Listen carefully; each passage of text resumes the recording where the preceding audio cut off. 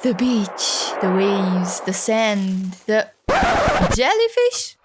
Yep, those little wobbly blobs are also part of the ocean experience. But what should you actually do if you spot one? Or get stung by one? Don't worry, we've got your back.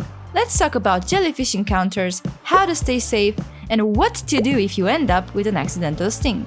First off, can a dead jellyfish still sting you? Spoiler alert, yes it can. What if I told you that this beautiful creature could turn your sunny paradise into a stinging nightmare? Don't let that happen. Stick with me today and I'll show you how to spot these sneaky stingers, what to do if you get zapped, and how to keep your beach day fun and pain-free. Don't just zombie scroll on me like you do on TikTok. I promise it will be worth your time. Watch the whole video and you will form a solid foundation about jellyfish stings while keeping it nice and simple. Let's start. First things first, let's talk about some of the common jellyfish you might bump into at the beach. Then we'll move on to the next important section where we answer some of the most common questions related to jellyfish stings. So, here are the most common species of jellyfish. We've got the moon jellyfish. Looks like a gentle pancake floating around. It's usually harmless, but don't go giving it high fives just yet. Then there's the lion's mane. Sounds like royal, right? Well, it's also one of the biggest and can pack a sting. And then there's the infamous Portuguese man-o'-war, which, fun fact, isn't technically a jellyfish, but definitely has no problem stinging like one. We're so close to 1000 subscribers and we need you to make it happen. Please hit subscribe and share with your friends. Your support means everything to us. Thank you!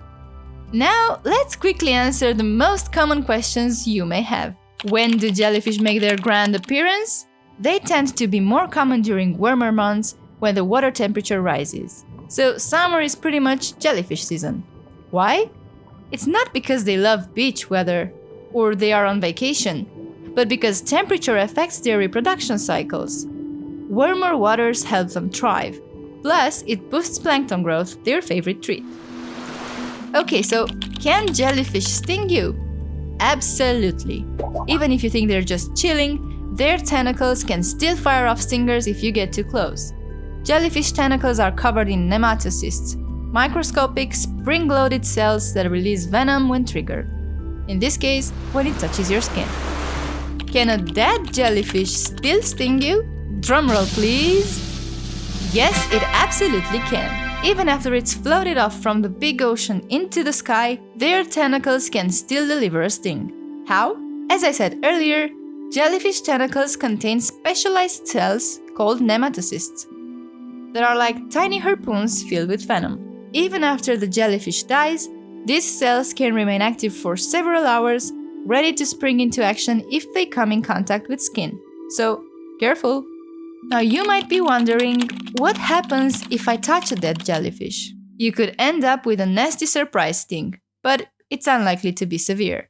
Just remember, some jellyfish, like the box jellyfish, are much more dangerous than others, so it's best to stay away altogether. If you do get stung, and you notice symptoms like difficulty breathing or severe pain, don't hesitate to seek medical help. But how can you tell if a jellyfish is alive or dead?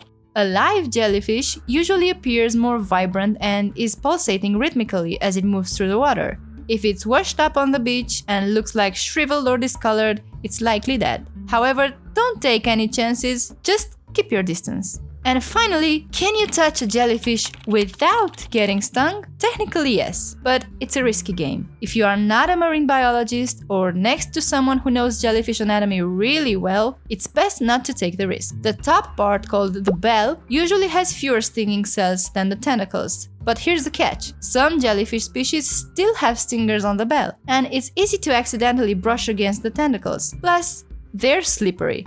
So a sting is always one mistake away. So as tempting as it sounds, it's best to resist poking or handling a jellyfish.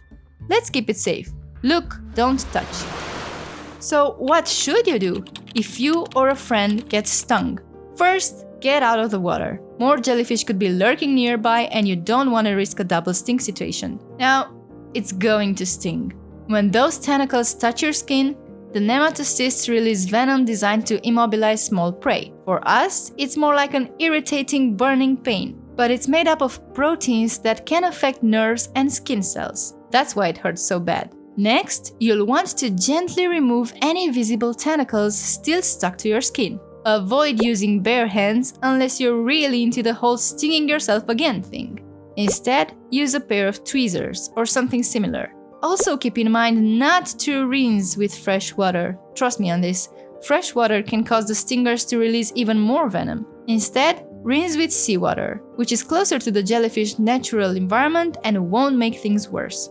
For pain relief, you can soak the sting in hot water, not scalding, just as hot as you can tolerate, for about 20 to 45 minutes.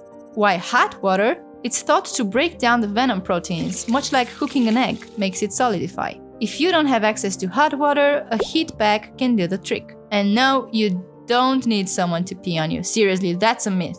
Maybe you'll hear someone throw a "quick, pour vinegar on it." But does vinegar actually help? Or could it make things worse? If you look it up, you'll see that the answers are divided. We checked some studies, and I'll leave the links in the description so you can check them, but here's a short sum up. Vinegar can be effective for certain jellyfish stings, especially box jellyfish like Charybdis marsupialis or Alatina alata. However, it may worsen the stings from other jellyfish, such as Pelagia noctiluca and the Portuguese man-o'-war. If you're unsure of the species, rinsing with seawater is a safer first aid choice. And now beyond first aid, definitely seek professional help if you experience difficulty breathing or chest tightness, severe pain that doesn't improve, nausea or vomiting, or a spreading rash or signs of infection like redness, swelling, or pus. Some people can have allergic reactions, so it's always better to be safe. And there you have it, your guide to treating jellyfish stings, plus the answers to the most common questions related to jellyfish stings. To be honest, I hope you won't ever need this info. But if you do, you'll know exactly what to do for your safety. If you've watched the video up to this point, we are very grateful. A big thank you, and make sure to leave a comment and tell us how you liked it. Now, go enjoy that beach sting-free.